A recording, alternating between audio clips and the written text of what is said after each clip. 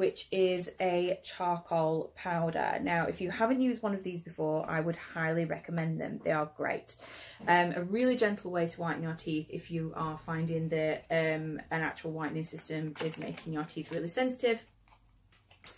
You've probably seen these around. You've definitely seen these on Instagram.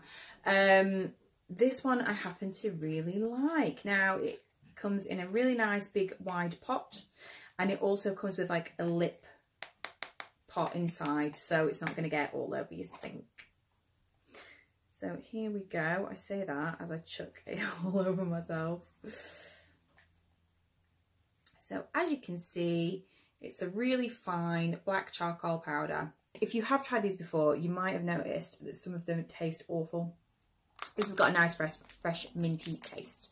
So that's great. So all you want to do is you want to take your brush, wet it a little bit, dab it on top, and then brush your teeth as you would normally brush your teeth.